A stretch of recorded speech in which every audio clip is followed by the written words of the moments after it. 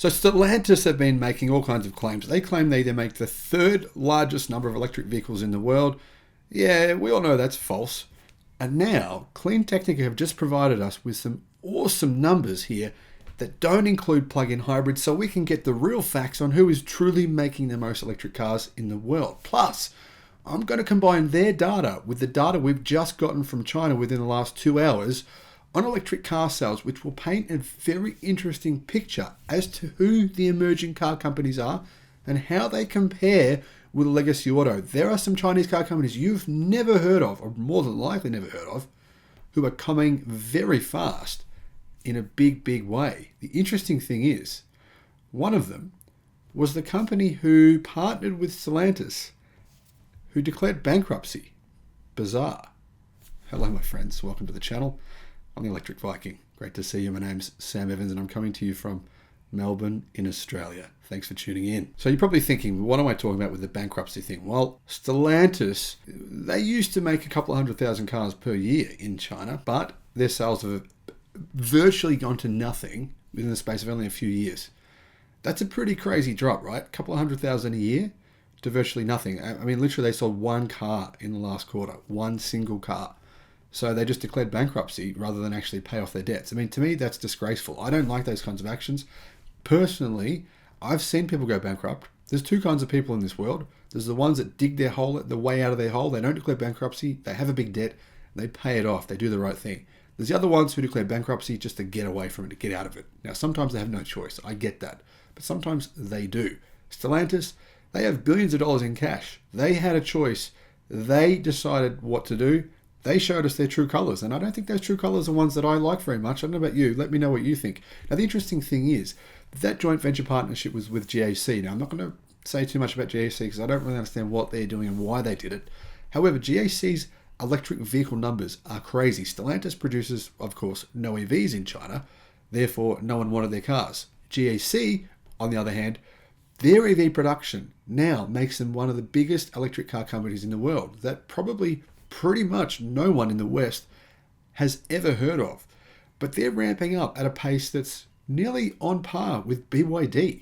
So first of all, let's have a look at the world's biggest electric vehicle makers from January to September, including plug-in hybrids. Tesla is in second place. And to be fair, Jose Pontes from Clean Technica was pretty scathing on Tesla. He was saying they're losing market share. It's a big problem. There was some fairly strong words he used in the article, which did surprise me. I actually think Tesla's doing pretty damn well. I'm not really sure I buy what he's saying, but maybe you do. Let me know what your thoughts are when you've seen these numbers, what you think of them. Plug-in hybrids is still the leader, but if you include plug-in hybrids, they're certainly not. If you include plug-in hybrids, BYD is easily the world leader in production with nearly 1.2 million from January to September. Tesla is still in second with 909,000. Volkswagen Group are in third with 545,000.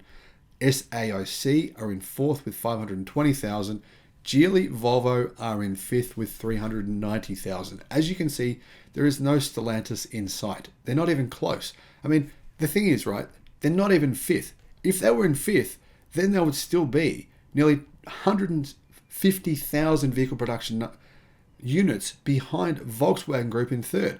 So Stellantis are literally producing hundreds of thousands less than Volkswagen, but they're claiming Volkswagen's place in third. Is that a legit thing to do? I mean, I personally think, why is it that the SEC goes after comments made, tweets made, that are like really not that relevant? But then Stellantis can just say whatever the hell they want, make up anything they want. General Motors as well, they make up numbers as well. We sell more EVs than any other car company in the world from General Motors. Do you see General Motors on this list? I don't think so.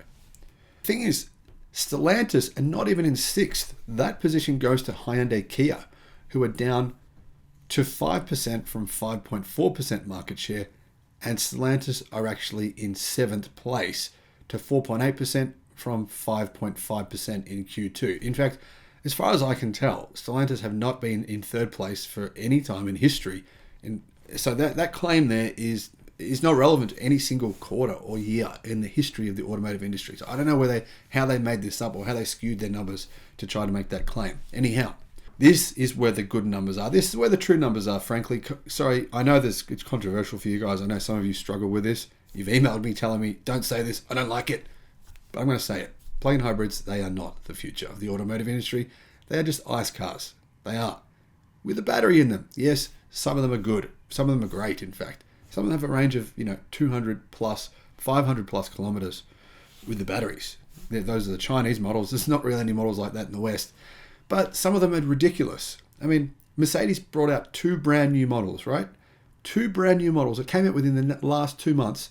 They both have about 10 kilometers of electric-only range.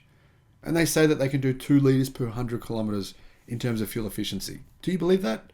What's their fuel efficiency when they've done 10 kilometers? What's it going to be then? It's going to be terrible.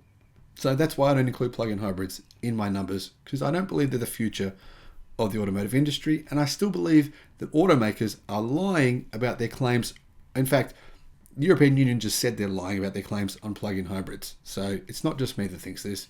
The governments think it as well, which is a key reason why Germany is dropping its plug-in hybrid subsidies. The UK just dropped theirs. Ireland dropped theirs as well. A number of countries are going to follow suit.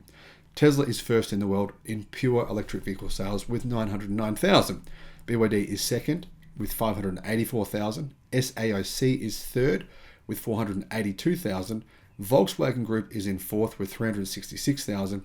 Hyundai Kia in fifth with 247,000. I actually think Hyundai Kia will drop out of this list by the end of this year. Volkswagen Group will drop out of this list by the end of next year. I know the media is telling you other stuff. They're saying, Volkswagen's going to surpass Tesla in 2024. Yeah, okay, right. Well, in terms of electric vehicle production in 2024, that happening, it's more likely that Mars will come and, crash into the Earth, or some kind of bizarre thing will happen than that will happen. So what am I talking about when it comes to electric vehicle production? Well, here's where it gets interesting.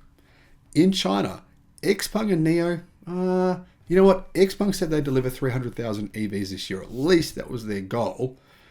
Yeah, they're nowhere near that. In fact, their sales numbers are crashing. Whereas some of their competition that you might not have heard about are doing some amazing things. So XPeng delivered only 5,000 vehicles in October. That's down 40% from September.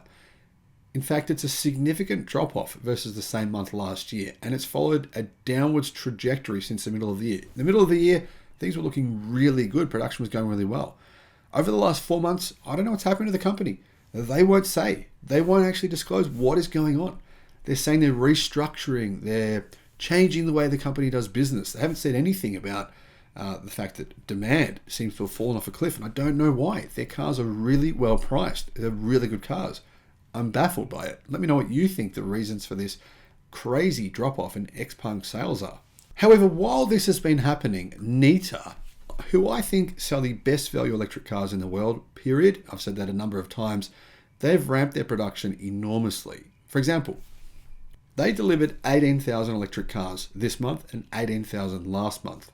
That's a massive increase of 10,000 deliveries versus the same month last year. Last year, 8,000. In October, last year, September, 7,000. Then they've gone from 7 and 8,000 to 18,000 and 18,000. That's huge. That puts them at a production run rate right now of 216,000 EVs per year. And they've consistently increased their electric vehicle deliveries every single month, almost every single month, in much the same way that BYD have done over the past year and a half. Very similar trajectory here to BYD. These guys could be one of the biggest in the world by the end of next year. I think it's extremely likely. Their electric vehicles are, they're exactly what people need in China and all over much of Asia as well. They're affordable and they're good. However, even more shocking than them are GAC, who, like I said, were the company building Stellantis' vehicles for them in China. Of course, those vehicles weren't EVs. GAC have known for years that the Chinese people wanted EVs, and they've ramped their production up. Plus, they've actually invented some very impressive technologies. Fast charging speeds are just through the roof. I've made videos about them. You hear the numbers and you think, can that even be true? That's insane. And then actually it turns out, yeah, their claims are true. What have these guys done? Well, last year they sold 13,000 vehicles, or delivered 13,000 vehicles in October. This October, they delivered 30,000. Now, this isn't a once-off month for them. They've gone from 10,000 in April to 21,000 in May, 24,000 in June, 25,000 in July, 27,000 in August, 30,000 in September, and 30,000 again in October.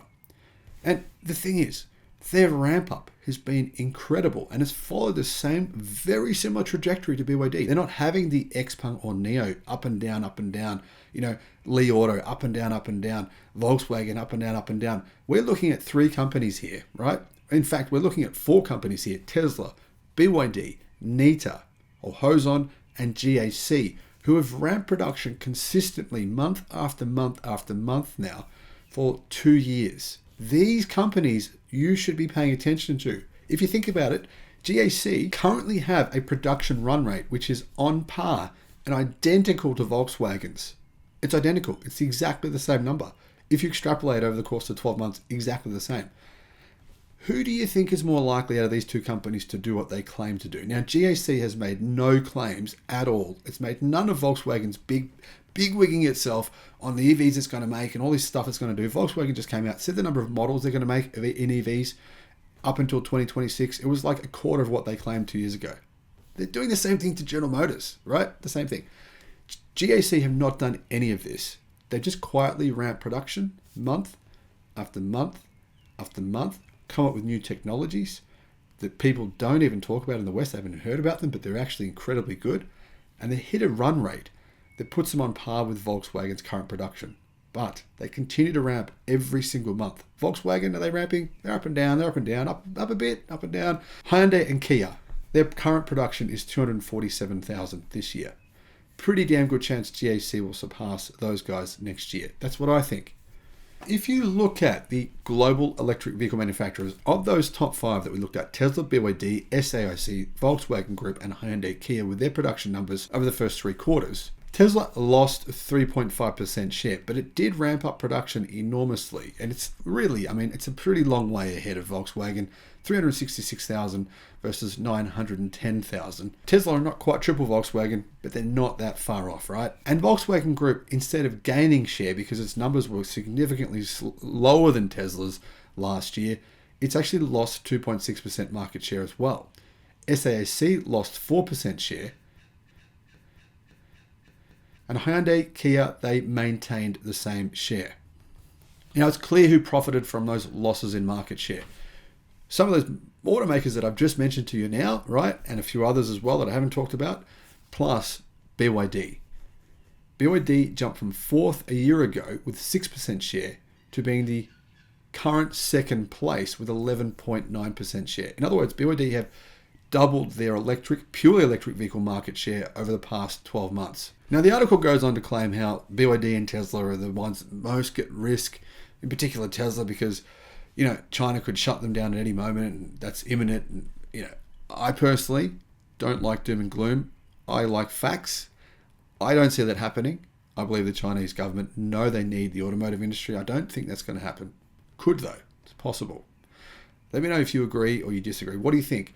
Is that going to happen? Are Tesla and BYD at significant risk? Now remember, Volkswagen, they do make a pretty large percentage of their EVs in China as well. For some reason, Clean Technica didn't mention them.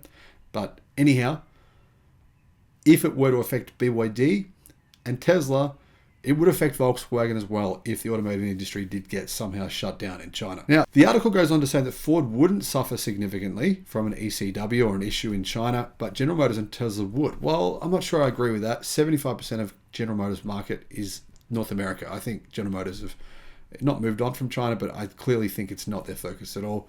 And Ford's production in China is, well, it's actually not that different to General Motors' production. So yeah, I'm a bit confused why they've made those comments. Clearly, guys, I've missed something. If you know what it is I've missed there, let me know in the comment section below.